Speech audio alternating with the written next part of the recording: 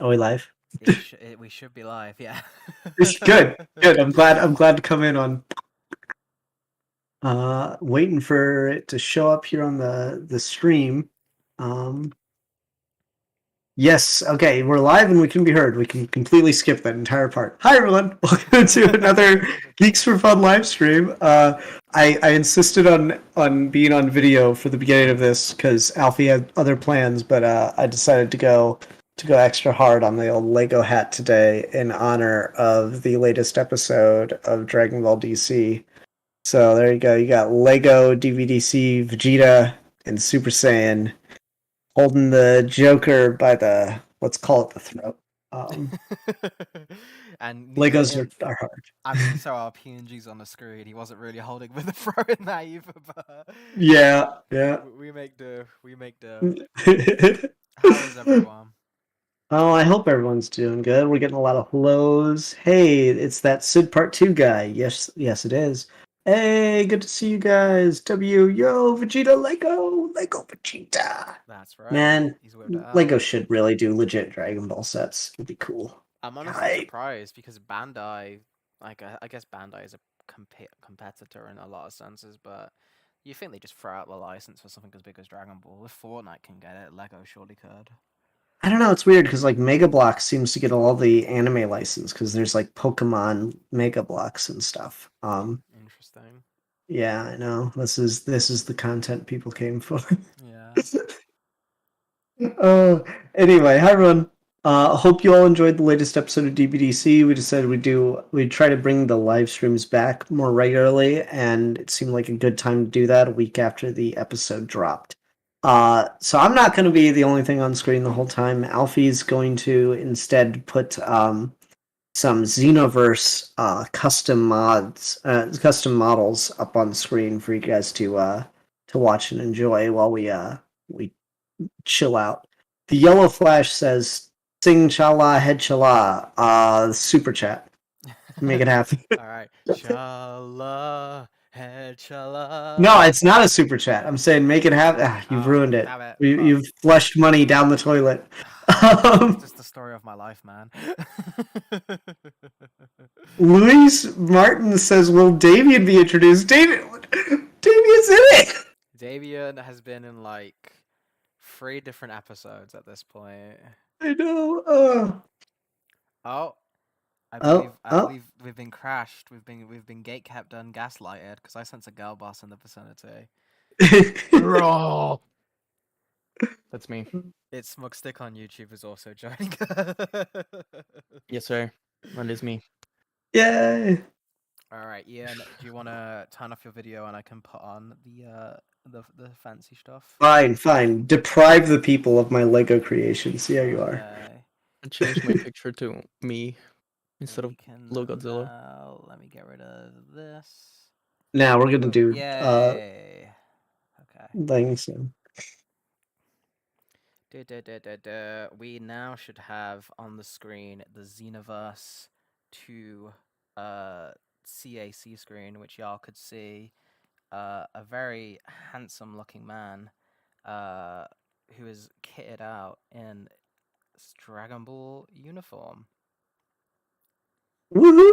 Superboy.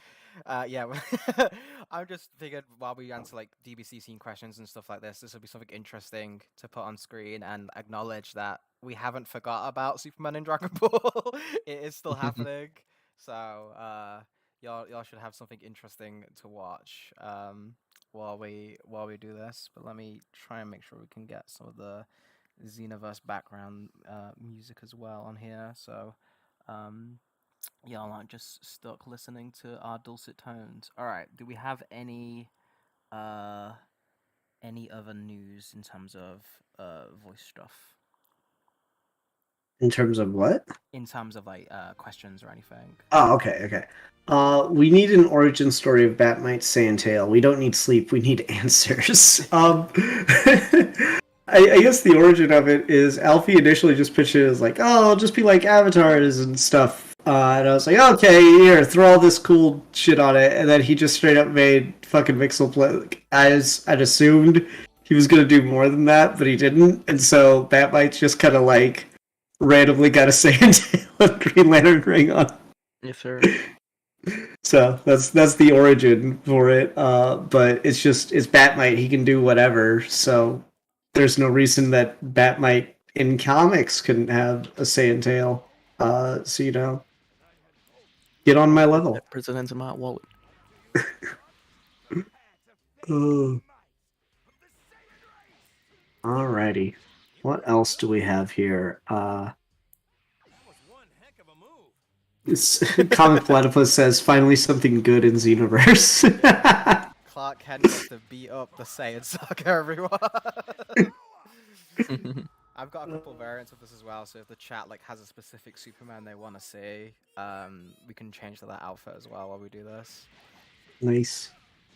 Mhm. Ronald Ayohogo Shayago. Sure, let's go with that one. Smugstick gonna remake or continue What If Saiyans were in Marvel Comics? Yeah, I have the script for the next part of Secret Wars and the outline for the rest of it. It's just a lot. Those videos are probably take the most amount of work.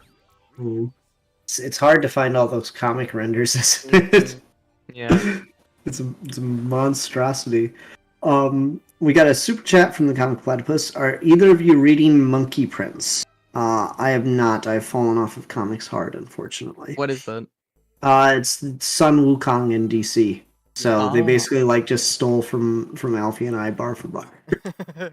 I really want to read it because it's by a writer I really like, and I like the design. I just haven't had a chance to check it out, but I definitely want to. I think it was a maxi, so I think it's done now. I don't think it was an ongoing, so it might be a good geeky gentleman review topic or something, because I'm definitely interested in it. Because as you can tell, I like the idea of sticking other characters at DC.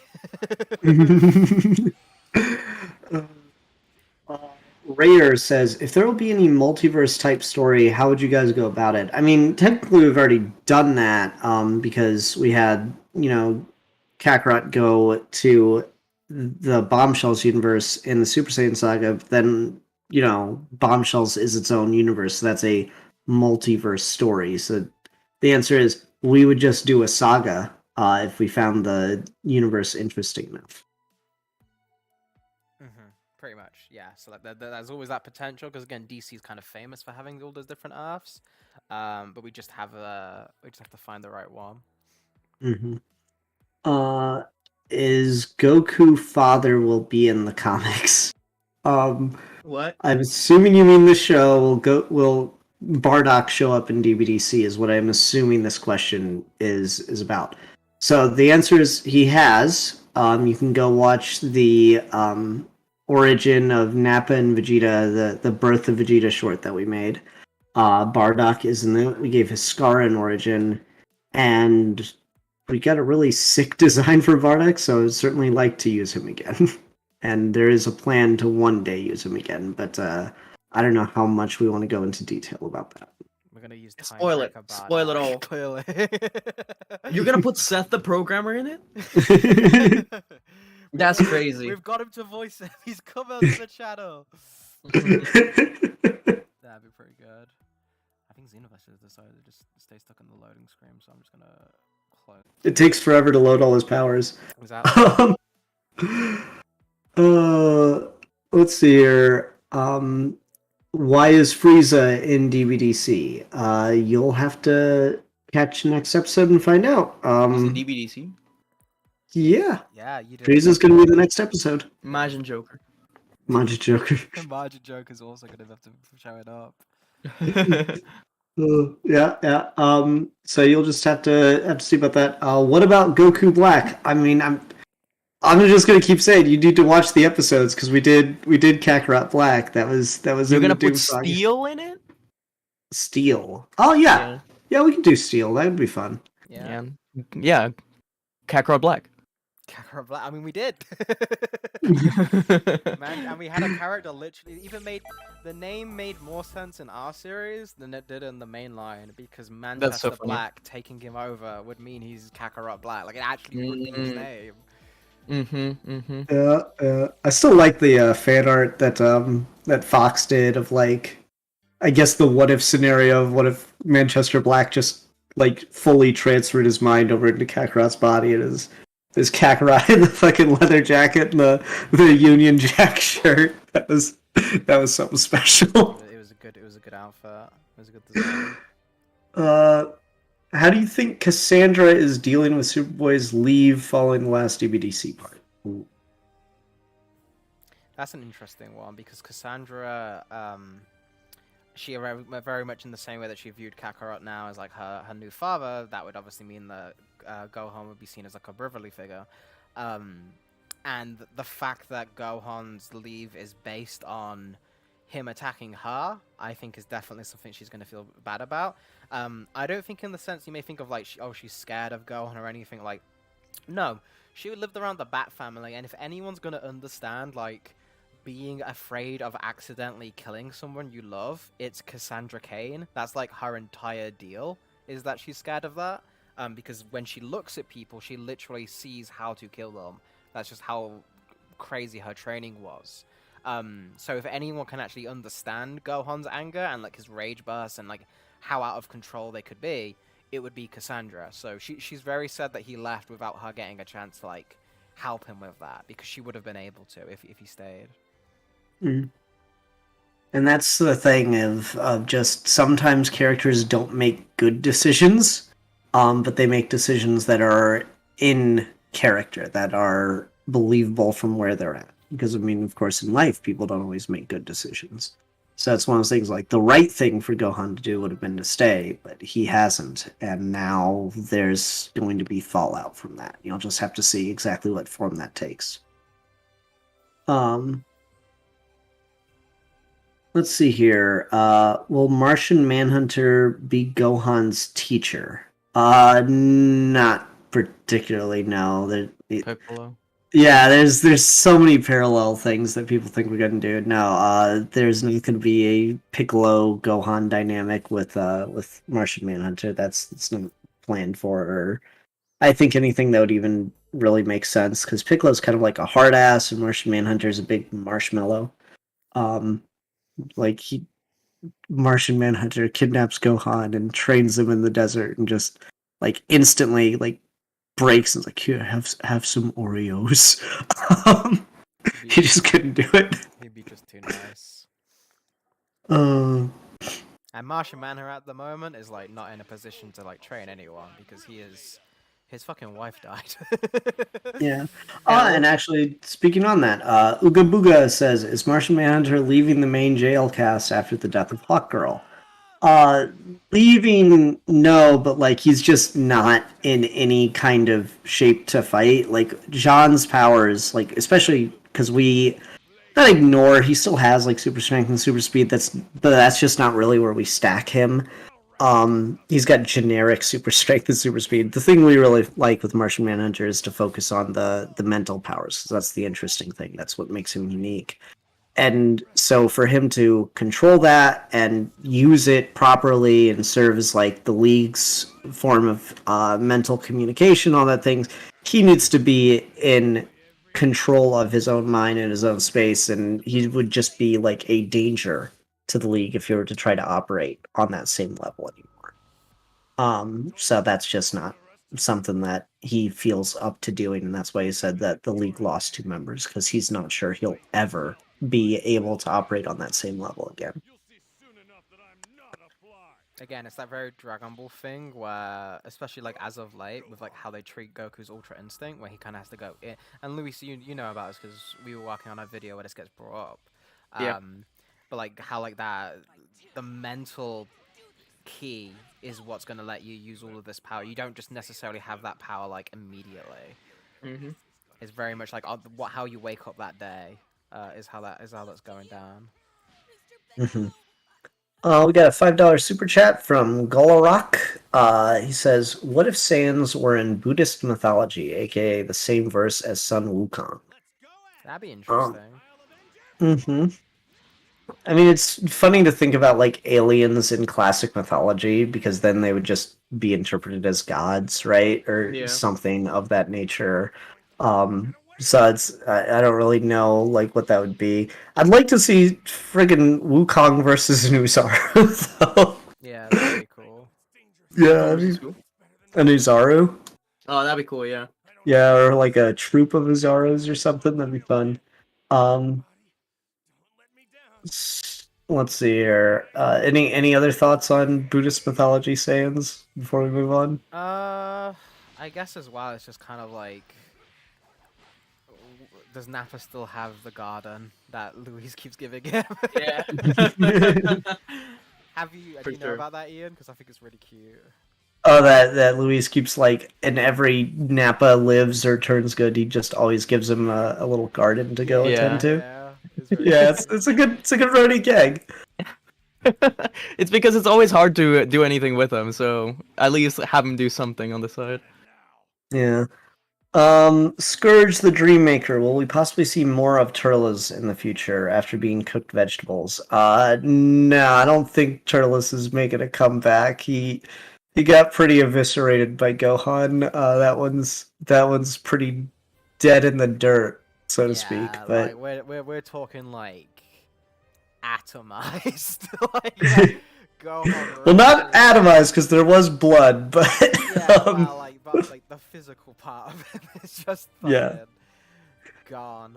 What he did to the Cell Juniors is kind of the like visual to have in mind of how bad he wrecked Turtle's shit Yeah. when he was in rage mode there. And I actually saw this question earlier. I think it was Yellow Flash said it. But it was did Gohan go Super Saiyan 2? And the answer is no. We've had this trouble multiple times throughout the series, like even since episode 1 of Doom. It's like, did Gohan go Super Saiyan 2? It's like, no, you'll know. Trust me, there won't be any question about it if it were to happen. Um, it's just rage boosts. He just taps into that extra reserve of power Gohan has as a kid. Super Saiyan 2 Omen. Yeah, Super Saiyan 2 Omen. Victor Von Doom Patrol plans. I just I like the Doom Patrol, but I feel like people really don't understand this about them. Is the whole point of that series is they are interesting because they're losers out on the fringe. So it doesn't really make sense to have them interact with like the cast that we have with like basically any of the Saiyans. I mean, so there's just no reason for them to show up.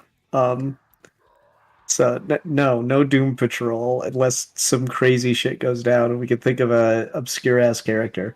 Fucking Superman versus Great Ape Vegeta. This is cool. Yeah, and this is pretty cool. I like the idea as well of just like doing the big massive uppercut punch of like if Superman fought a Grey Ape with just one shot. It would be such a cool Yeah, right. visual. I want to see someone draw that now. Yeah. Imagine Ivy with an army of Cybermen blowing up random dudes. I mean, that sounds like a fetish, but okay. Blowing random dudes. Yeah. You guys gonna show DBDC other timelines like Genie survived, Raditz or Vegeta landed on Earth, Vegeta or Broly raised by the new gods, the good ones? I mean, possibly down the line, but like the main story is the focus, and those episodes take as long as they do anyway. So wouldn't really, unless the story is worth it, it wouldn't really make sense to deviate and go see those ones. So possibly maybe, but I wouldn't hold your breath for it. I would like Slug must be a evil Martian. What? I You think they that? mean like the Lord Slug should be an evil Martian. Yeah, again, That's not. that's not how that works, guys. Like, there are evil Martians, and they're the White Martians, which could show up in DVDs or something because they were like a Justice League villain, and they're pretty powerful and love to like fight the characters. But it's not something we're really interested in because again, we just repeating storylines. We wouldn't be having our own spin on it, and certainly Talis and characters like that, when we make them in the Dragon Ball DC universe, there's more of like a cheeky little, oh hey, we managed to make a story where we could use this character and kind of like skirt our own rules.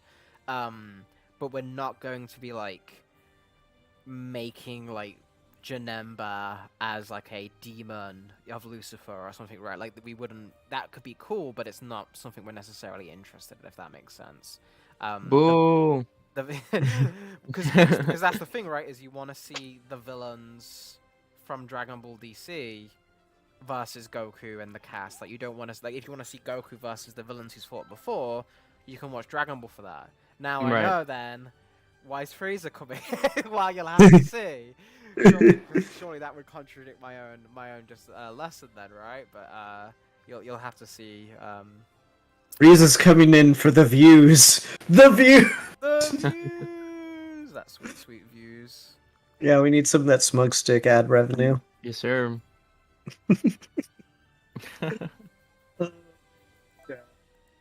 I saw someone up here say, Ooga Booga says, the true what if meta, make what ifs for the what if. And that's something to join the Discord for. We have a whole channel for that called DBDC Legends, where it's like, alright, so here's just like the general premise, and it'd be some like whatever one-off book or DC Elseworld story, but it's in the DBDC universe. And those are a lot of fun. I actually do get a kick out of them. I've made a couple covers of different art that people have made for those. Like Fox Goose did the '90s Electric Superman costume, but he did it with Kakarot Ken. I'm like, Nice. yeah, I just that's just too fun not to like make a thing out of, and you could just kind of sit there and imagine the story. But yeah, it's probably not something we're gonna devote like entire videos to. Is Kakarot Ken gonna be in multiverses? I wish. Once WB returns my calls. Me and my friend Dwayne have been trying to get on them. I can't believe you guys didn't get canceled like Batgirl. I mean, they're way too strong. That's the problem. But Dwayne and I, my buddy Dwayne, the Stone, are gonna be working together. The Stone. They call me Lil Pebble.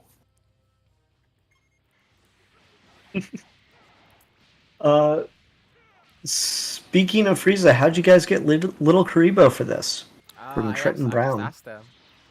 Yeah? And he was just completely fine to come back and do it for us, which again is super nice guy, very much in the same way as Masako, where obviously don't bother them or anything, but like if you've got like a serious project, and like I mean like a serious project, like not just your random 50 thing, because again they're very busy, so don't always expect a response or anything, but I was very lucky and they were very nice to me, so nothing but nice things to say to Little Karibo. He also was on our Yu-Gi-Oh stream, and I beat him. Exactly. So if he never comes back out of Raid, you can blame Smugstick because he burned that bridge for us.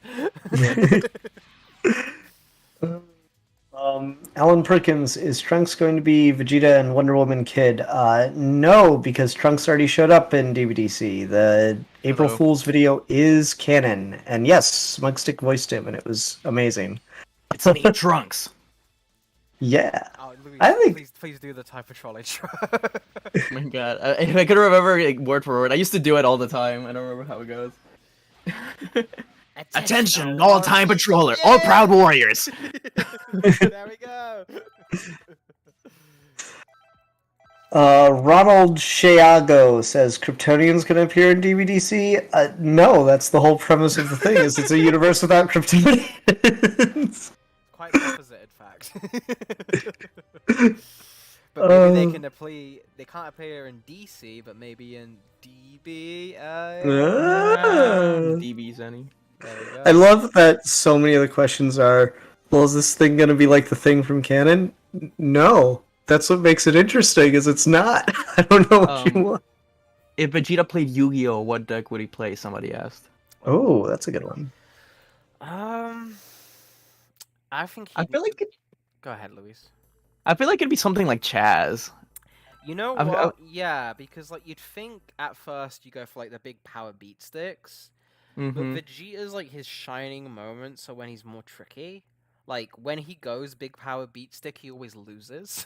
But when he does well is when he does use his intelligence. So I think you actually might find him using a little bit more rogue decks and something. and he's a character like unlike Goku. Like Goku would never play Yu-Gi-Oh because he just never understood it. It's just too much. It's just way too much. But like Vegeta, actually, I think I can see Vegeta just for like in that very like general playing chess sense, where Vegeta would like get you just have someone like Trunks would tell him, oh, it's like a strategy game. He'd be like, oh, strategy, huh? And he'd be like, he'd be interested on from that front. So he'd probably do one game with like a very rogue deck and like surprise everyone with like how intelligent he actually is. Because Vegeta's a very good tactician, like, and Piccolo gets a lot of flack for saying that, but like Vegeta, like, he's the one who suggests the whole plan against Boo. Vegeta's the one who suggests like how to keep Beerus calm and stuff. Like, Vegeta actually does know his shit. He just doesn't care for to do it sometimes. He actually likes to just jump out and have fun and just fight and not use his brain. Mm-hmm. Got a $2 super chat from Fox. Says Vegeta plays the baboon deck. I could see it. Okay, I didn't know if that was a thing or not. Anything in Yu-Gi-Oh is a thing. Okay.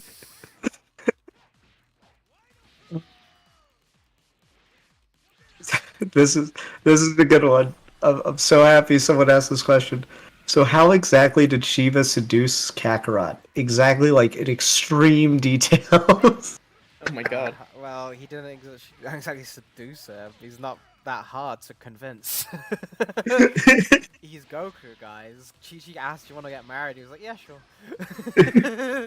Like you don't have to put a lot of effort. He's a pretty simple dude. Alright.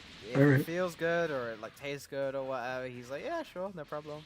Ah, it tastes good. I see. Jesus. Sorry.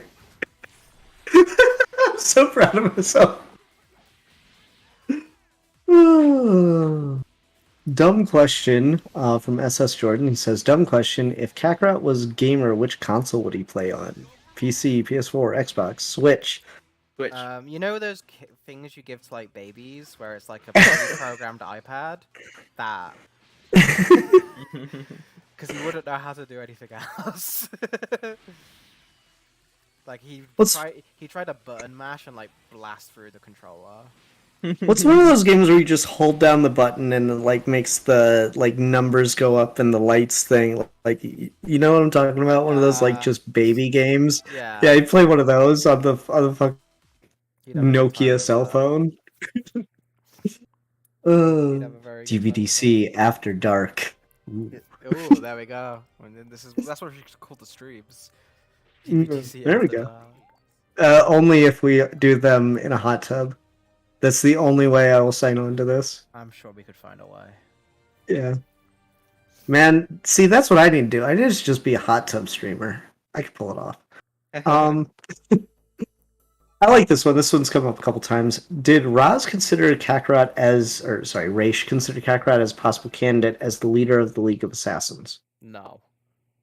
No. It's straight up no. No.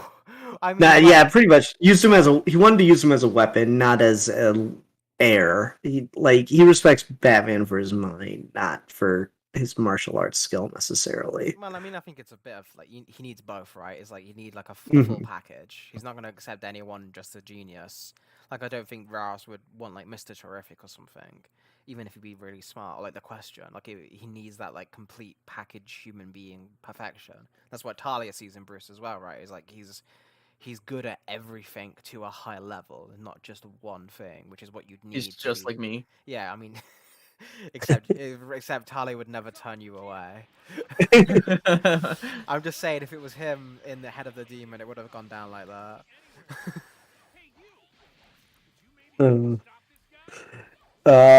You guys gonna make a Marvel XDC crossover in DBDC? Question mark. I mean, it's possible, but like they already made a Marvel DC crossover, and like normally, and Smugstick can like contest to this. Like anytime we do stuff that's not Dragon Ball related, it's always like rolling the dice in the views, and that's like Dragon Ball plus a non-Dragon Ball related thing. So if we're just gonna do two completely non-Dragon Ball related things, I don't know, guys. You guys are gonna have to like really pull out the views to justify that. Yeah. Don't call me Smugstick. That's weird. Smugstick on YouTube. Stick. Can I just call you Sticky? Mr. Stick. Please, Mr. Sticky was my father. Rare. I like this question. This is a fun little lore thing to talk about. Rare says, "Why has Batman never tried to learn anything key related?" So we've talked about this a lot. Where Kakarot Kent, as he was training across the world, never really got super strong. Like young Kakarot versus young Goku. Young Goku wins every single possible matchup until the 23rd World Martial Arts Tournament, when they both are like fully trained and out in the world. And then Kakarot's like completely surpassed him. Um, but before that, Kakarot doesn't have anyone to teach him Ki. He goes to a lot of, if not all of the same teachers that Batman went to. And so the reason is actually pretty simple here. There's not a lot of Ki users in friggin' DC. We gave Kakarot like the one master that does it. Everyone else is all like pressure points and like crazy kicks and skills and like using the term loosely, more realistic real world martial arts. Uh, so there's that. There's really only the one guy. As far as why Batman doesn't learn that after the fact, after seeing what Kakarot can do, um, the entire DC martial artist community doesn't think that what Kakarot's doing is martial arts based. Especially after the Saiyan invasion, everyone is convinced it's because he's an alien that he can do the things he does. So that's kind of the answer for that. Yeah, pretty much. There's a very small amount of things that actually fit the Dragon Ball teachings in DC. A lot of the DC martial artists are like assholes. Yep. And in Dragon Ball, you can't really get very strong martial arts wise, at least by doing that. Like all the evil people don't really like Frieza, for example. Like his strength doesn't come from martial arts, and he's only gotten as strong as he has recently by becoming more aware of that and like actually getting like good traits like hard work and like grit and dedication. Like those are things which in DC not necessarily get rewarded for. Yep. So yeah, it's a good question. It's something we thought a lot about because like there was yeah, this is long enough past we can talk about this. There was a time where we were considering having like in the fight with the Rogolzar, Batman like randomly pulls out a key blast, and we're like, that'd be cool as shit, but nah, it wouldn't fit, it wouldn't work, it would ruin the moment. So we decided to just shelf that. So anyone in the DC universe is capable of learning Ki, just like anyone in the Dragon Ball universe. But even in the Dragon Ball universe, that's a very limited pool of people. A lot of them just don't. You look at Roshi and the Crane Hermit, and they're like the two students who apparently learned Ki well enough to survive King Piccolo. And then it was like 100+ years till anyone else really came around that seemed to have much potential at it. Because even Gohan, Grandpa Gohan, wasn't, from what we could tell, much to talk about. As far as like he was still weaker than Roshi. So it's just, I don't know, interesting things. Ooga Booga, how's work on that Yamoshi project coming along? Haven't been in the Discord all too often, so maybe I've missed out on stuff. Either way, I'm excited to see it in its full form. In its final form. It's coming out really well. We're still finishing on the last script, but we're like getting very kind of like we were talking about this the other night when we were writing it. It was like, oh man, there's not a lot left. It's like it Hell feels yeah. like there's a decent amount left, but like in reality, it's really not. We're like in the final like big climax. Yeah, we're at the very beginning of like Act 3, really, when you get down to it. Yeah, so there's a lot coming down for that. So it's still going to be a ways off because that's going to be a fully drawn project. But it's going to hopefully be the best thing we've ever done. Oh, and the best thing anyone's ever done on YouTube. Sorry, Luis. You mentioned that. But maybe I mean, we can talk about that here because I don't think it's really going to be a spoiler. If you want. I don't think so. Yeah, like, so we're going to be doing the main Yamoshi thing, but I'd like this to involve at least a couple other Dragon Ball creators. And the idea we had for Smugstick was he could do something about Shalot and that side of things. Mm-hmm. Yeah. Yeah, I'm excited for it. So It's good stuff. expect when it does come out, we'll make a big announcement about it, and hopefully we can make it so it can be like a month or like 2 months of like Yamoshi themed content from not just us but from a couple other people as well, and really make it like a community event. Would be really cool. Yeah. I'm Yeah. excited for it. For sure. This is funny because we kind of put the cart before the horse here. Cassie Whittle, what's the Yamoshi project? You wanna what's the elevator pitch of Yamoshi, Alfie? The story of the original Super Saiyan. Like, Yeah. just, Oh, we're gonna tell it. We're gonna tell it, and it's gonna be done as a animatic, so it's not gonna be in the same style of video that we do for like the PNGs on the screen. Like, I'm going to be drawing the whole thing. It's gonna be fully voice acted, and it's gonna be the best thing ever.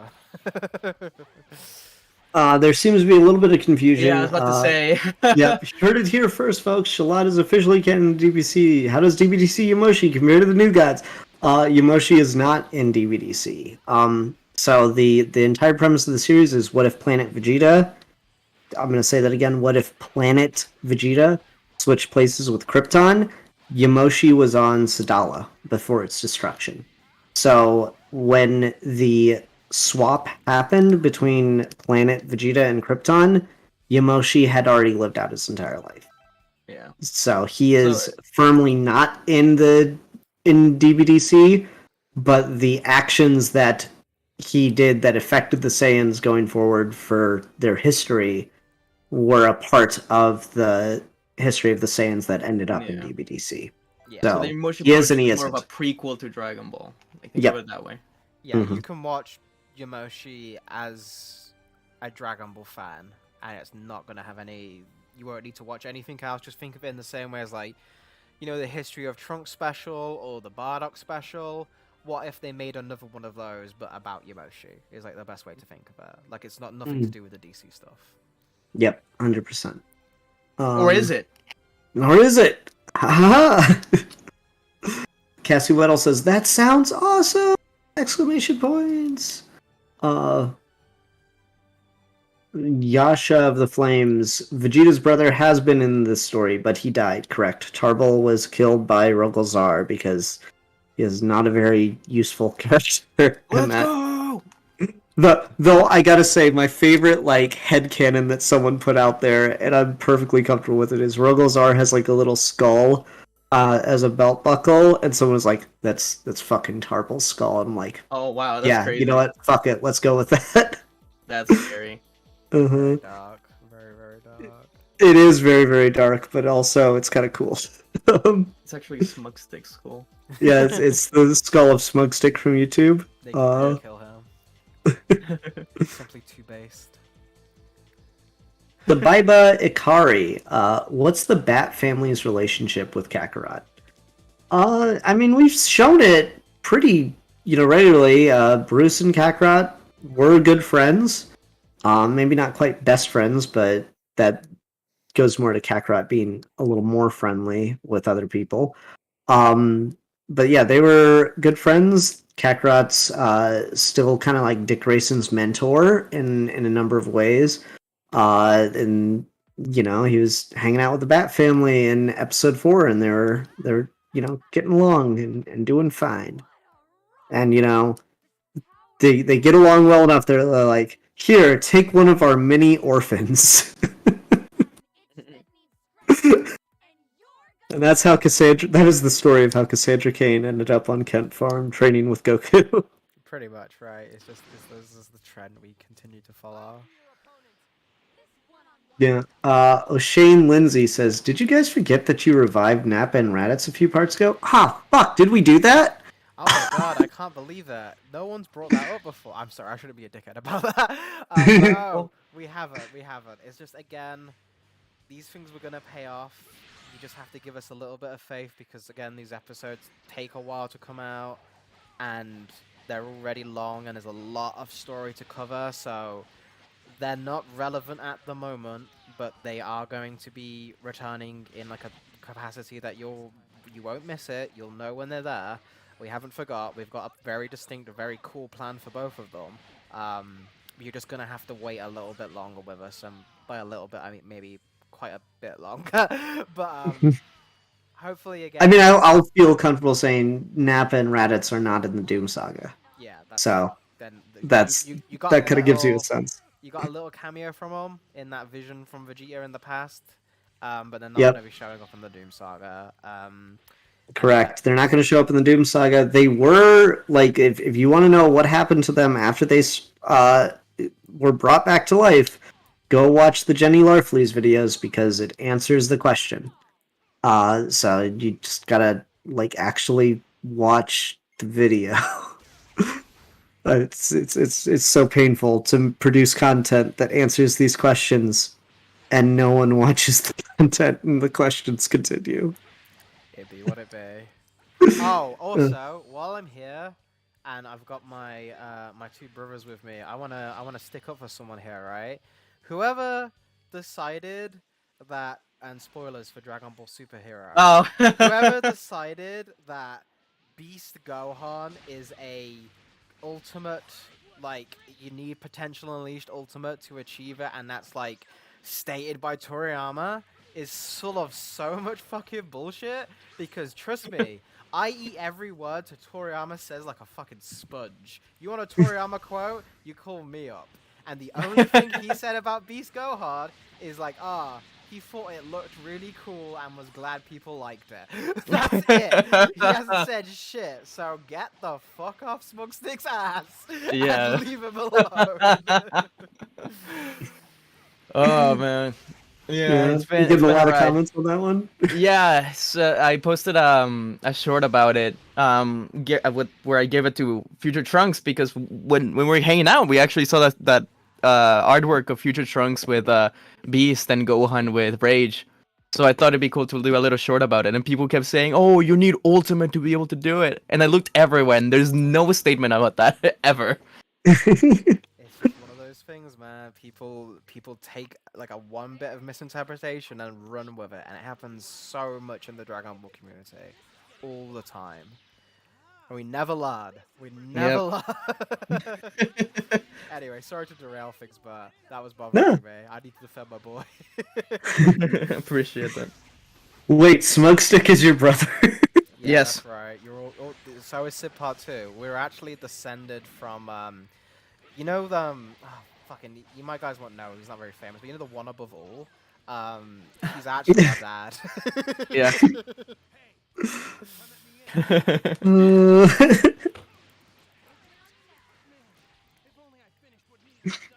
I'm so happy that sentence was said. Sorry, I was just messaging Fox, who was asking for references to Turles. Fucking love the Turles designing thing. You did such a good job on it. It's so funny that you just ripped off your own thing to do another one for DVDC, but I'm like, fucking, it looks great. I mean, yeah, right? It's just a motif I'm really, really into, and maybe it'll make more people read Reach the Rich. I don't know. But like, I'm glad I could, I'm glad I've got to the point now where I can plagiarize my own stuff. That's so funny. We got $5 from Fighting Finn. Oh, thank you, Fafnir. Fan. Do you know what outer versal is? If you don't, I explain it. No, yeah, I know. It's a versus battle term. We know what out of. Do you want us to do anything with that? But like, I know what outer versal is. It's what we are. I'm assuming that's like when you can like reach outside of the universe that your character's in, or like even like fourth wall breaking shit, affect the reader. Yeah, a little bit more Yeah. past that. Like, it's like a catch term for like characters that are like beyond multiversal. Like, you're just beyond Okay. that level entirely. The Comic Platypus, the $2 super chat says, "What if Dragon Ball fans could read?" Impossible. Listen, I don't like what ifs that are just like completely unbelievable. You know. I'm saying. uh, Hit versus Superman would be an interesting fight. Yeah, I like the characters because time control is just such a broken power. Like that's always been my answer for like, oh, what superpower are you gonna have? Like complete control of time. It is absolutely busted. There's no superpower that truly tops it. And it's like even Superman's gonna have fucking trouble dealing with that shit. What I think would be interesting is I'd be curious of like Superman's so like connected to the world, Mhm. and like in that time skip of like how Hit kind of works is like skips ahead like a few seconds, and like Clark's like he's made like his internal clock and everything so precise. I wonder if like it would have like an extra disorienting effect to him specifically, because it would be Mm. like getting like splashed in the face by cold water. He'd have to reset everything because like he he wouldn't know at first like, did I mess up? Did I go too fast myself and my senses? Like I feel like it would take him a longer to adjust, and he's not a martial artist like Goku and stuff. So I think Hit would actually be more effective on Superman than he would be the other ones, because it's that sensory messing with that. People who don't experience time the same way he does, I don't think would be bothered by it. But I think Clark specifically would be. He's so in tune with the world to do what he does that I think it would actually really bother him. Yeah, and especially because like Hit's strong enough that like his punches and shit should actually be able to affect Superman even without like the time skip. If you could just get a hit on him, it's probably gonna, it's not gonna down him or anything with one, but it would he'd feel it.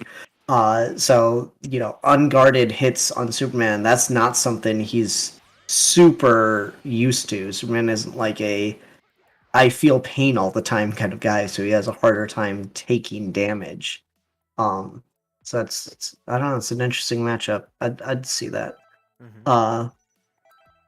Jonathan Maglorai, what was Frieza doing in the last episode? I thought DBDC was just bringing Goku, not other original DB characters. You'll have to wait and see. I mean, that's like there's a reason it's a teaser, right? Rayer says, "So is Jimmy still a girl?" Jenny Olsen is a girl. Yes, that is correct. Joshua Gariu, with a 6.99 super chat. Was Lex Luthor lying to Goku when he said he was going to try and help cure him, or did he truly mean it in his own way? Lying. Well, in his own way, sure. Because in his own way, I don't think Lex ever thinks he lies. I think he's just like has to baby talk to people sometimes. But in reality, lying through his fucking teeth. But in Lex's mind, he probably justified it as like, well, no, yeah, I'll cure him in my own way. And his own way, you might be able to guess. But he did not mean it nicely in any way, shape, or form. No, he was very much, from how we'd view it, a complete lie. Like he lied to all of you. Mm-hmm. Like we lied to all of you so many times, and I don't feel bad. Do fucking Prime 1 million Superman. All right, I'll go crazy. I'll go sicko mode.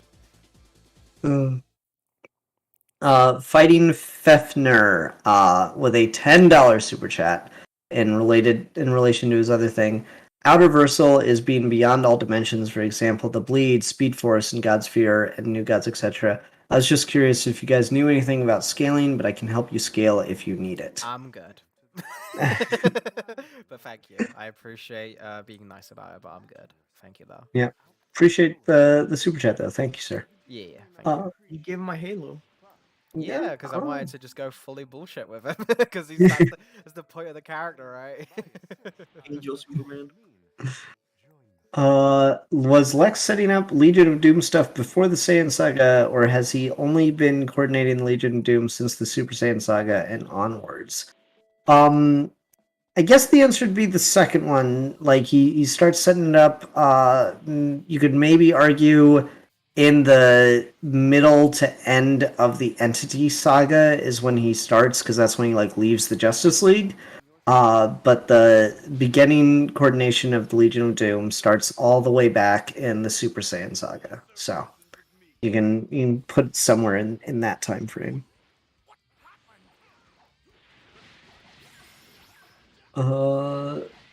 like Kakarot's relationship with Jason, Tim, Barbara, Stephanie, Batwoman, and Alfred. Oh, as far as the extended Bat family. Um, Kakarot likes the ones that we like, and the ones that we don't like, he fought one time, took him out in one punch, and said that they need to train more. That's And that's my favorite answer. the ones we've shown are all the important relationships. At this point, we've shown every relationship Kakarot has that is actually like important to him or like matters. Everyone else he like met once or didn't meet at all. Like there's no one he's met that we haven't shown yet that's like actually important in his life. Everyone else would just be like, oh hey, and then moving Yeah, on. it's like the Chaozu relationship, right? Where it's like, yeah, Kakarot's friend Chaozu that he never actually talked to the entire time. Um, Wait, have Goku never talked to Chaozu? yeah, that's one of the things Lance brought up is in the original manga run. I don't know if it happens in Super, but in the original manga run, Goku and Chaozu never share a single line of dialogue together. It's so funny. Yasha of the Goku Flames. knows Chaozu's like a person. He might just think like Tia's just got like a doll he brings around with him all the time. That's so funny. That's my headcanon now. It's like Goku actually doesn't understand that he's a person. Like when he comes back from the Saiyans and he's like, this one's for Tien, this one's for Yamcha, this one's for Chaozu. There, Tien, I did your favorite doll. I gave him a hit for you. He's trying to be nice. Oh no, Chaozu! I bet Tien's really upset about that one. Yeah. Beast / Orange Jenny when, yo, Orange Jenny, let's go! Orange Jenny about to go Orange hard. Jenner. Damn, Reese. You're really excited about that. Okay, this one's kind of funny. Hunter May asks, is Kakarot Kent Christian like the Kents? The Kents. That's something that changes not in every Superman continuity. I like the take personally that no matter what the Kents were raised as, the moment that baby landed, they were smart enough to realize, no, we need to get like knowledge of everything, and they just introduced Clark to like every faith they could because they wanted him to have Oh, like that's a an cool idea. understanding of the world. Because I like the idea that Jonathan and Martha are smart enough to not be like, no, if we make this guy like an accidentally devout religious person to one religion, that could be like the end of the world. That's how you get Homelander, you know. So I like that take, and I imagine Martha would have tried something similar with Kakarot, but then instantly gave up. When all the questions he asked were like, "How strong was Jesus? Can I fight him?" I was like, "All right, never mind. No more Sunday school for you." Whereas like Clark would actually be like interested in those things, like would want to learn more about the world. I don't think Kakarot Ken was exposed to any at all religion. Martha would just practice on her own way and just kind of let the boy do his own thing because it would just you'd get nowhere with it. It's like again like Goku meets actual gods and has no like, oh hey King Kai, like how you doing? Like there's a whole gag in Battle of Gods about how he does not respect Beerus at all until King Kai has to, like force him to bow. Mhm. So like that's not how it would go. But good question though, because I always like talking about like the origins of like the Kents and stuff on just what you'd have to think about to raise someone like Superman because it takes such a very specific set of like circumstances. Like I believe Clark is inherently good, but I also believe like he became the best because Martha and Jonathan were actually like really smart about how they did it. Like, That's so cute. they were actually I like really that. good parents. They didn't just wing it. Obviously you have to wing it because there's no manual for that, but like they did the best anyone could possibly have done. Mhm. I think something like that could also work for like Goku because people always argue if it's because of Gine that he's a good guy or because of Gohan. I think it's something like that too. There's definitely that mix of nature and nurture, right? And that's why we do our what ifs. Is how we three tend to write them. Is Goku's always going to be Goku, but there are going to be little differences depending on the situation and the circumstance. And I think all three of us have been very good about keeping that consistent. And I believe that's more true than like say, I don't think there's really anything you could do to Goku where you drop him down unless it's like mind control or something where like he just comes out and he starts acting like Goku Black or something, right? Like I just don't think that's ever gonna happen with who that kid is. but he certainly could be a darker character if he was put in extremely bad situations and such. Yeah. But I don't think there's always limits to this, right? And there's always depends on the characters how malleable they are. Like someone like Gohan, I think can go more different extremes because Gohan is very much situational in his upbringing, whereas like Trunks, I think is a good example where future Trunks and Kid Trunks are pretty different, but Kid Trunks still ends up growing up to be pretty close to future Trunks, even though they start in very different places. So I think there's a lot of interesting conversations to be had there. Yeah. We got like 3 super chats back to back while that conversation was going on. So here's $2 more from Fighting Fefner. How strong is Vegeta like in scaling wise? He would easily destroy a wall. But no, $2 super chat. We got to be a little more serious. Alfie, I remember back in the original Saiyan Saga, you worked up a whole power scaling sheet, like giving everybody power levels. How strong was base Vegeta back at that point? Base Vegeta in the Saiyan Saga, I had that he could probably beat up Cell, like Super Perfect Cell. That was like where my head at. So now, the interesting thing with Vegeta is unlike Kakarot, like skyrocketed a lot. Vegeta kind of stayed at the same level, if not weaker, for a long time because he spent so much time in that restraining armor. So when he actually got out of it, he wasn't getting the same boosts as Kakarot. It just had taken Kakarot that long to like get to Vegeta's level. But now that he's out of it and he got Super Saiyan, he got Super Vegeta, he had kind of had like a growth spurt like Goku did. So now, if you're gonna look for a scaling comparison, just scale him the same way you would Super Saiyan 3 Busaga Vegeta. Like wherever you personally put that, that's where you should put Vegeta and well, Kakarot maybe not anymore because he's got Mastered Super Saiyan now. So he's a bit more of a vague thing. But Vegeta, I think, at full power Super Vegeta, with the thumb pose and everything, he'd be again above Super Saiyan 3 Buu Saga Vegeta. So wherever, if you put, I know some people put Vegeta at Universal, some people put him at Galaxy. I'm not going to debate which one that is, just whatever you personally believe is correct, put that for Vegeta. Joshua Garus, 699 donation, thank you, says, will there be themes of injustice due to Vegeta killing Joker in the next episode? Hard no. Absolutely no. Fuck no, even. We're not fans of injustice. I don't even know what that would be, in all honesty, with Vegeta, because he's not like a symbol of hope that people would follow in that way. But just absolutely not. We're not going to do injustice themed things. That's the goat, though. Go ahead. Joshua's the goat, though. I'm just gonna say it real quick because he's been in my live streams too, and I appreciate that, dude. Thank you. Yeah. Ian, this might be a good chance to reference the story you actually were referencing with this Joker story. That isn't injustice, but to do with the Joker thinking he's gonna die. Yes, the big reference, and it's even name dropped in the teaser of the previous episode before this episode released, is Joker's last laugh, wherein it's an early 2000s event where the Joker is told that he's dying, and he decides, fuck it, and like takes over the entire supervillain community, Jokerizes all of them. So that's where you get a nod to that in our story, where you've got the Jokerized royal court themed villains and heroes.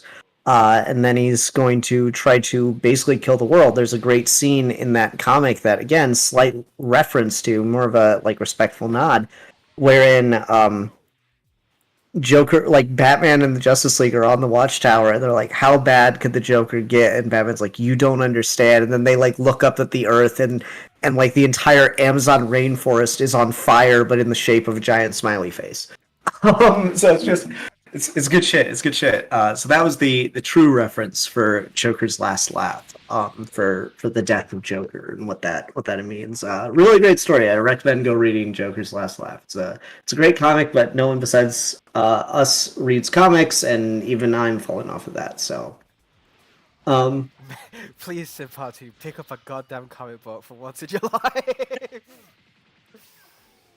as I reference early 2000s event comics that no one fucks with anymore. Ah, so good.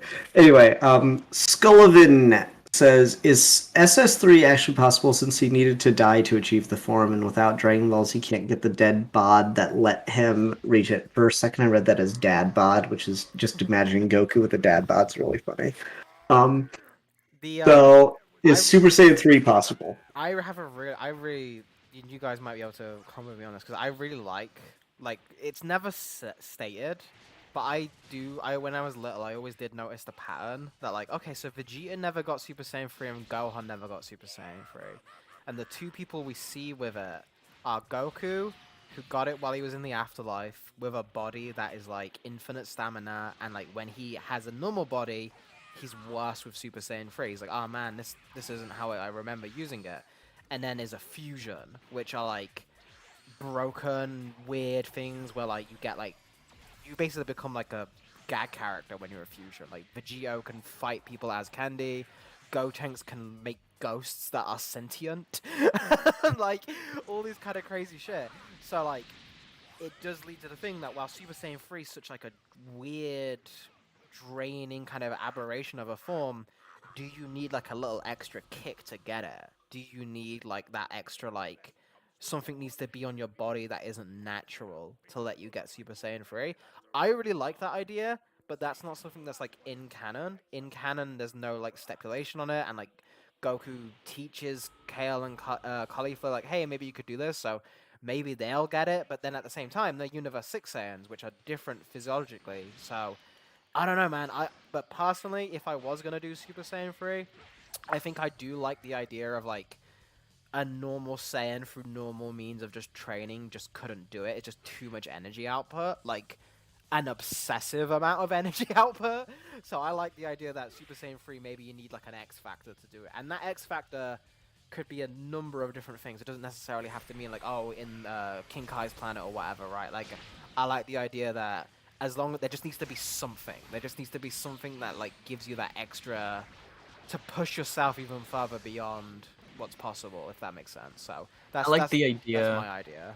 I like the idea that Goku that's like the first time we get like a personalized transformation, and Goku created that form, and that's why it's so difficult for everybody else to get it. Kind of like the idea of Golden Frieza or Frieza Black or whatever, Hmm. and that's why I think it just makes sense for only Goku to have it, and I don't like heroes giving it to anyone else, except for Yeah. Gotenks, because Gotenks like learning it right away is funny. And again, it's like a fusion. I don't think there's anything a fusion couldn't do. Like, Yeah, if you told me Vegito did time skip because he felt like it, I'd be like, yeah, that makes sense. yeah. He's Vegito. Yeah, it's one of those things where they've been pretty vague with it as far as official canon. You're definitely right, Alfie, that it does seem at least subtextually to require some kind of X factor. For what it's worth, the GT always kind of gets ignored in this because when we have baby Vegeta on screen, there's a good chunk of that time as baby Vegeta where fans argue that he is in Super Saiyan 3 because he becomes buffer, he loses his eyebrows in that section, and his hair takes like a completely different shape than it did at any other point. So like there's a theory that it was Baby using Vegeta's Super Saiyan 3 for a good chunk of that fight, but I don't really put too much in that one way or another. I do just like the idea that yeah, no, Super Saiyan 3 does kind of require an X factor. It's kind of a fun Have one. that argument be that because I think there's like a guide that says that Baby was like Vegeta Super Saiyan 3. You could just say Baby unlocked it for him because Baby was that X Factor. You know, like there's still a justification there if you want to, because we don't see Vegeta GT use it before or after. Um, like he doesn't use it before Baby, and we don't see him use anything like free after Baby. So it's potential Baby just was that extra key to give him the extra boost, and then afterwards he just didn't have it. Again, we've been on this question for too long, but I really like talking about Super Saiyan form like lore. I think it's really interesting. Which, It's yeah, almost like we should make a whole fucking series about like the very first Super Saiyan. exactly right. Who knows? Yeah, yeah. There's a whole discussion about the fusion dance technically exists in DBC. Yeah, I mean the characters are all capable of making those moves, but who the fuck's gonna teach it to them since there's no Metamorans? So good luck with that. Um, there's talk about fusions in DC. It's always fun to read people's theories on that.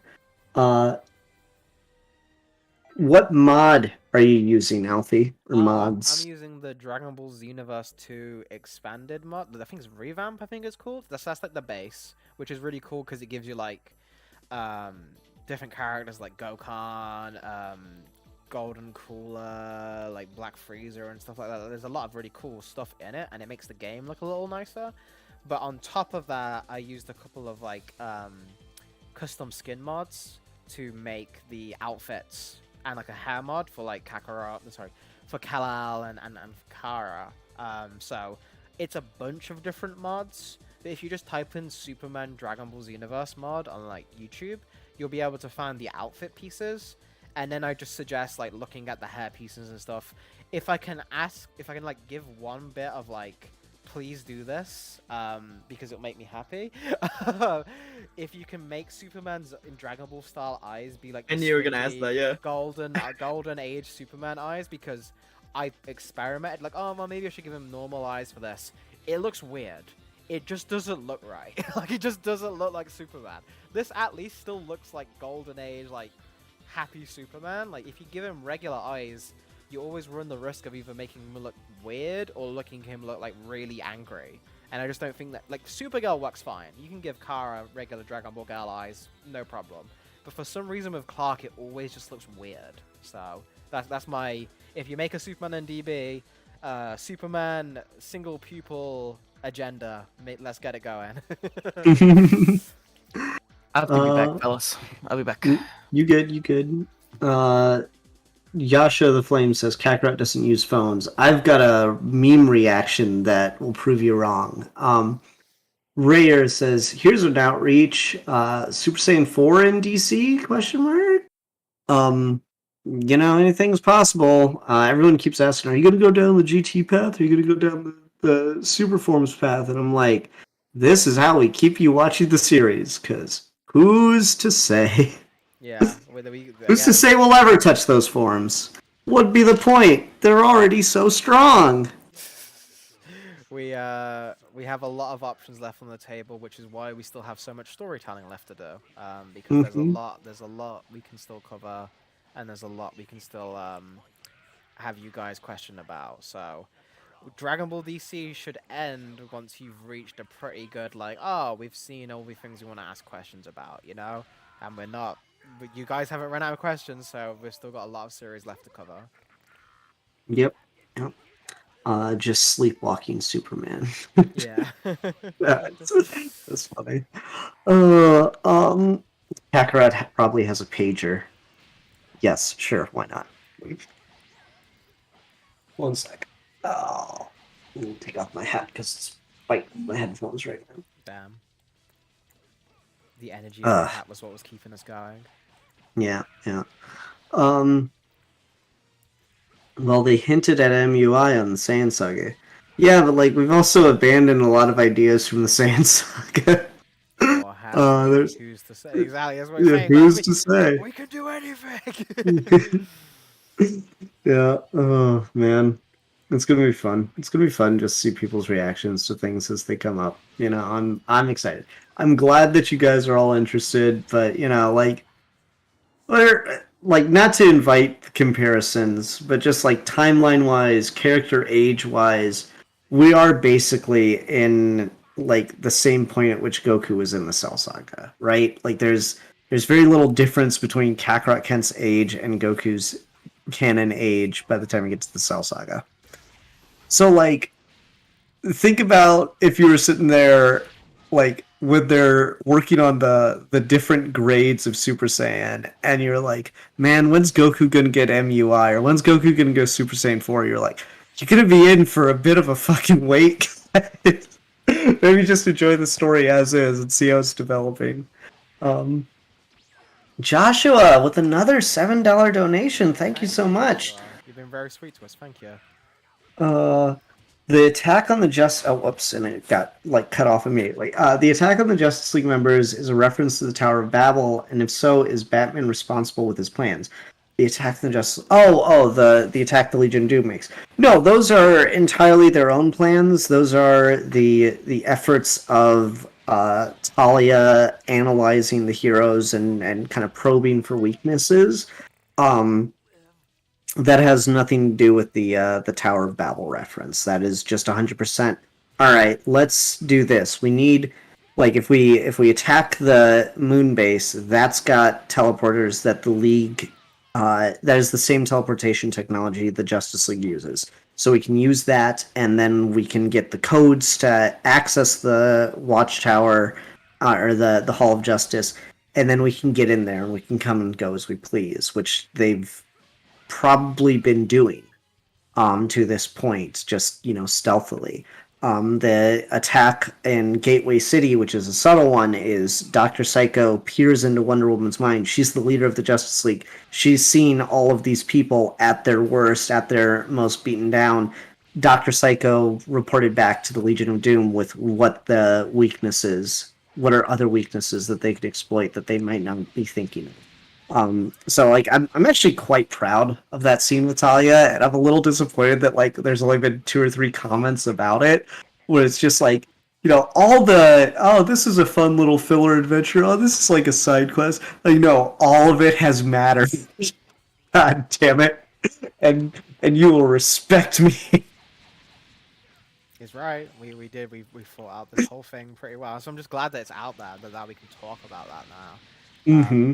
So you guys can actually go back to those episodes on the rewatch, and now hopefully you'll have like a great appreciation of episodes you might not have given the proper weight to before, which is always a good way to make a series last long. Make it sure it has longevity. There's not just a one and done watch on the live stream.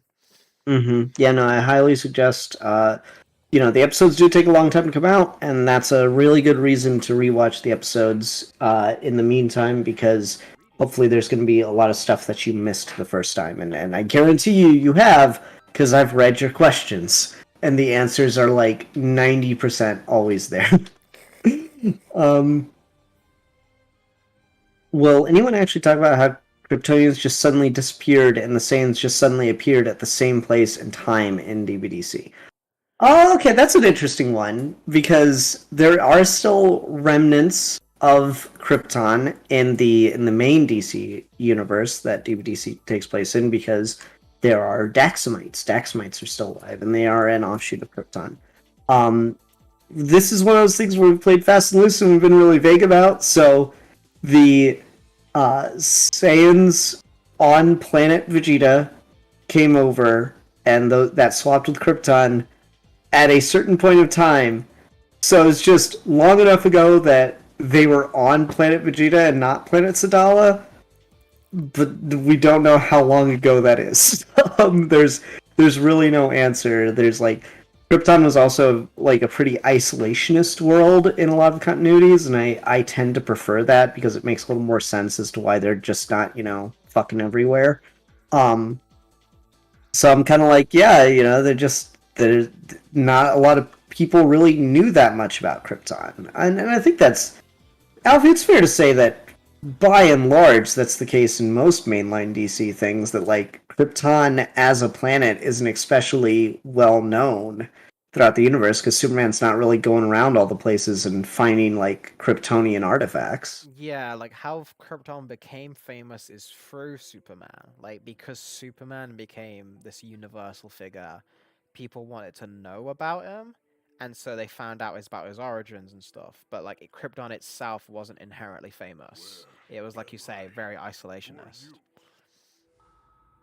Yep. Hypersonic. In the story, yeah. Like again, it's not something that many people really know about Krypton in any DC continuity. The people who are probably the most aware of it, and I will say that we'll eventually get back to them.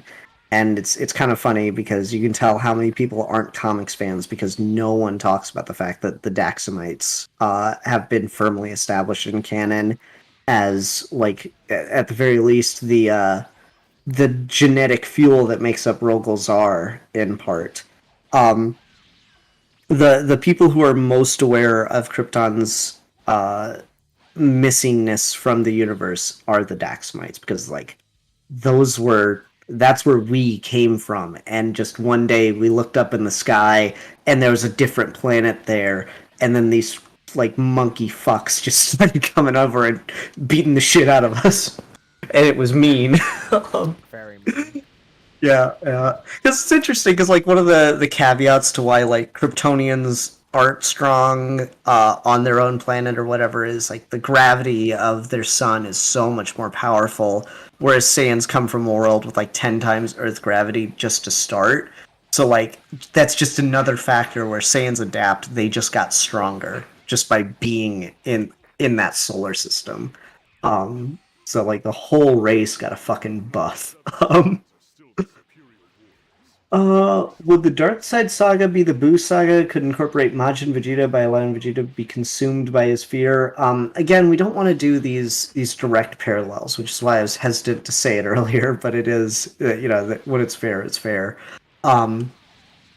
So there's not going to be fucking kid Darkseid isn't going to show up, which it's funny to say that because literally Darkseid There has is a become baby. a child. Yeah, Yeah. there is a baby Darkseid, which is pretty- But, Kid like, Darkseid versus Kid Boo. Let's go. I guess like just think of the Doom Saga episode you just watched, right? And like, there's nothing in the Cell Saga like that. Like the only thing that is similar is Gohan gets angry and kills something. But even then, right? Mhm. So and like you can do that for like every episode. It's like if this isn't the Cell Saga, and like again you go to the Entity Saga, if that isn't Namek and Super Saiyan Saga isn't the Android Saga, like, whatever like it would be, right? Is like surely at this point you should see that what we're doing is there's definitely going to be references and there's going to be like inspirations by Dragon Ball because we're a Dragon Ball show and Goku and Vegeta and Gohan are Dragon Ball characters and we wanna do them justice. But like by and large, the main plot beats and everything are going to be wholly original. And like anything that is a parallel to another saga will be a reference or a homage. It won't be the main plot, if that makes any sense. So you're not gonna get any in the same way that Talia al Ghul isn't Sal or Lex isn't Joro. Um, Darkseid is not gonna be Boo, if that makes sense. Yeah, and I mean, just also the like, not to be the nerd here, but the scaling there is way off because fucking Beerus isn't even Darkseid. um, so like it's just funny how people don't really properly consider the things, and it also implies like being too close to an ending because yeah, the Boo Saga is an ending in Dragon Ball, and the Doom Saga, by the time it's wrapped, will be the halfway point of the DBDC story. Which I'm not even sure if that's true anymore because we keep adding shit. We can't stop. We can't help ourselves. We can't help ourselves. The Comic Platypus says, "I have been waiting in all caps for you to get back to Daxamites, waiting for Sodom Yard or Mon-El to show up." I'm sorry, I want to, but the time has to be right. Once the stars are aligned, my friend, you and we will smile again. Do you alright, I think as well we should be thinking in terms of wrapping up somewhat soon. So Yeah, we are about 5-10 minutes away from being, or yeah, close to from being at an hour and a half. So, how are people thinking in terms of like a DBDC specific questions from this episode or the previous one? Now's your chance to go, man, because otherwise we're gonna be vamoosing. Yeah, we're gonna vamoose, and of course, super chats we'll try to give the highest priority to. So, uh, who's smarter, Jiro or Lex? Lex. Easy. Like Uh, Jiro's a genius, but he's also very good at one specific thing. He's very good at building stuff, but he's not necessarily gonna do like that sheer level of like the closer a comparison with Lex would be like Bulma, and even then, Bulma I think if she applied herself could probably get to that Lex Luthor level, but she just doesn't care enough. She's happy with what she has, and she doesn't have that like all-consuming desire. Like when Bulma wants something, Lex Luthor will build it himself. Bulma will like, oh, I'll get a Dragon Balls to do it, you know? Like Lex Luthor, if he Mhm. wanted to make his ass look fat, would make something to make his ass look fat himself. You know, right? Like it's that level of thing. So that's the comparison point you wanna do between the two. Mhm. Austin Gomez, since this is related to the last episode, so the fruit that this version of Turles was making, did that also give him an ant boost? Yes, that was pulling on Kakarot Kent's deeper reserves that he's not been touching because he's afraid of, dying. Which is why he was in such a vulnerable state and why Cassandra was able to temporarily kill him. Um, so the Doom Saga, the one where Kakarot Kent died, but probably not how you're thinking. But like that's so like that thing as well. I think also that hasn't really been brought up a lot, but like so if Turles was like that strong and was using Kakarot Kent's hidden reserves that we've said are like prior to Mastered Super Saiyan is stronger than Super Saiyan 3 Vegito. And Gohan in Super Saiyan one-shot. I don't think people have quite comprehended how strong that makes Gohan. Which I think is something to maybe sit on a little bit. Yeah, there you go. There's the reward for sitting around is the spoon feeding. Kong Platypus with $2 donation. Thank you, sir. Jiro got killed by his own creation. Goober move. Dude, if I had a fucking laundry list of all the times Lex Luthor has been betrayed by his own creations. um, This is true. does the afterlife exist in DBDC?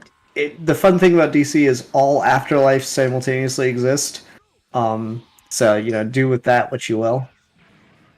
Like all mythologies are co-current in the DC universe, which I love, and it just makes things ultra confusing but super awesome.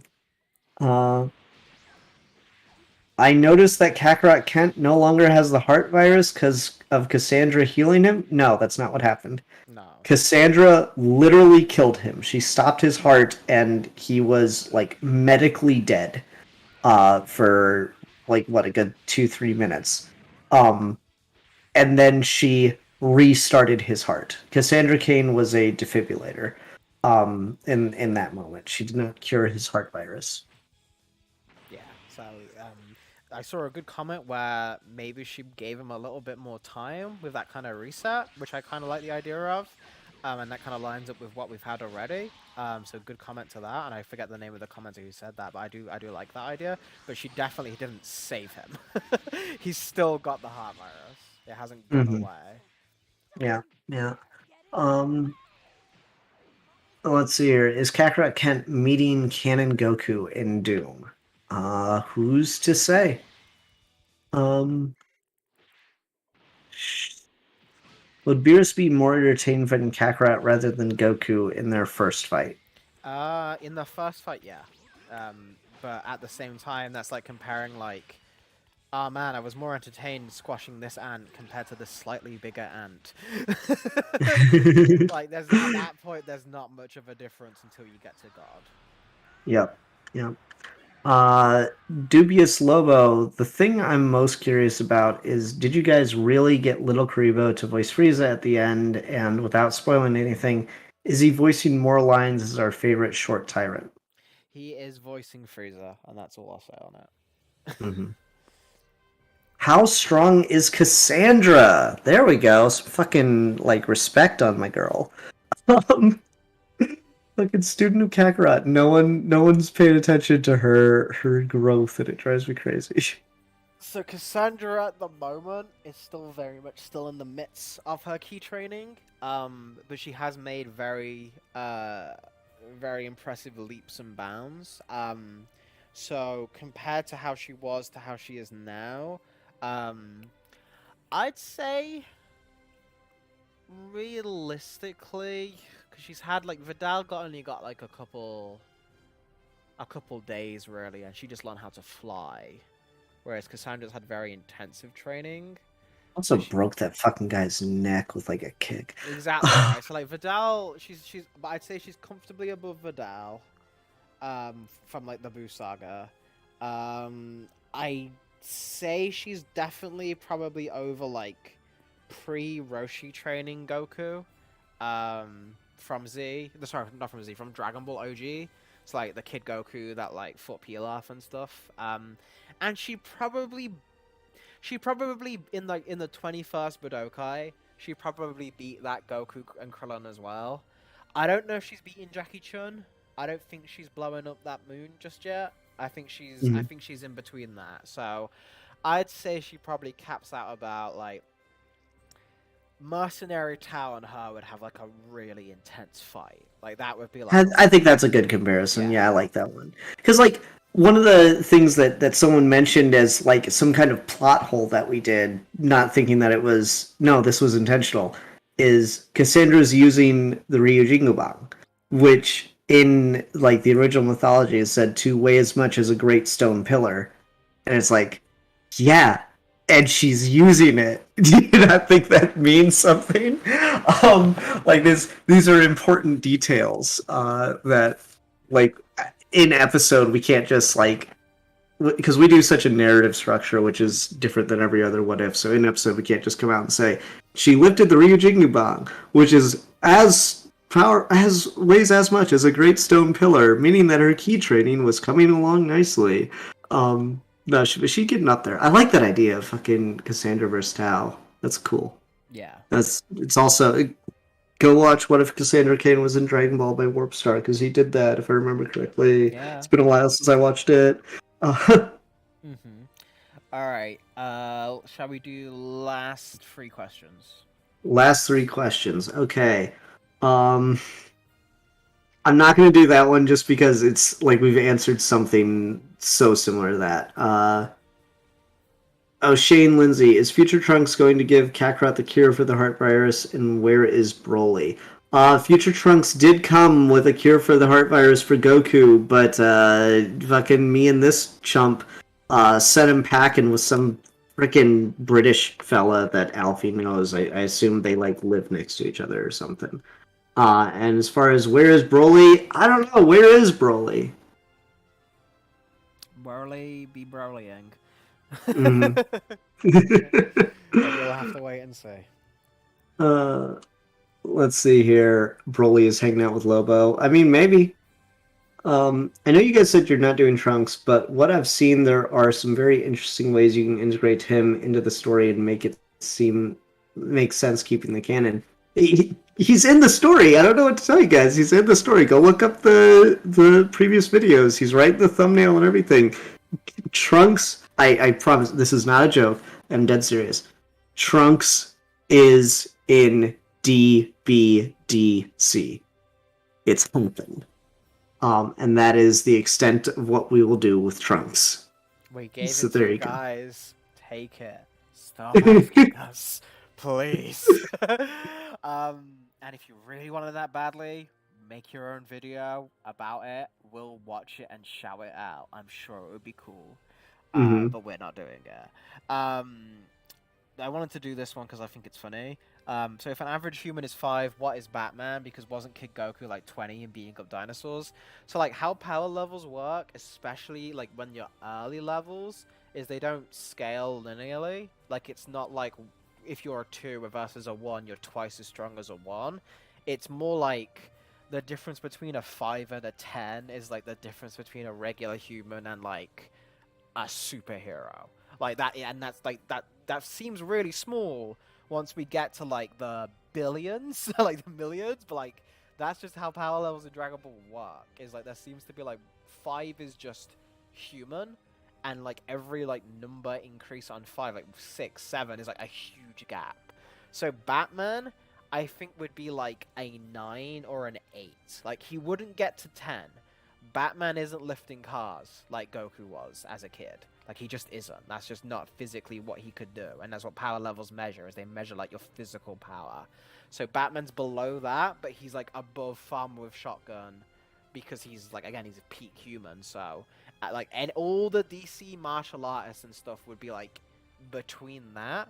It just depends in terms of, like, how strong they are. Like, their skill level will override their physical prowess, you know? Like, Roshi dodging Jiren is, I guess, the example to do, where, like, Batman fighting Rogozar is, like, realistically, if Rogozar flicked Batman, his head should explode. But he's never going to touch him because Batman knows that, and he's going to adjust for it, if that makes sense, right? In the same way, like, if Jiren touched Batman's head, his head would explode. So, hope that makes sense for that. Yeah, no, I think that's a good way to put it. Ooga Booga Bad, I'll wait for the Doom Saga to finish up and work on the fan project for DBDC Trunks as the #1 Future Trunks fan. Go for it. I'd love to read it. Sounds fun. But I think that's the end. Unless Alfie, do you want to do one more? If we get one more question before I finish this last little sentence. Freezer is going to be riding Solar Shark on his way to Earth. Please, Ah. someone draw that for me. I will make you like a mod on the Discord server. Please. Yeah, I can dig it. All right. Well, that was fun. I missed the streams. These are good streams. These are fun times. We'll try to make this like a bi-weekly thing or something. We'll see how it goes schedule-wise. Smugstick can't return. The IRS did finally catch him, so he's not going to be coming back. And his channel is going to be donated to charity. So hope you all have fun, and thank you for joining the stream. Bye-bye.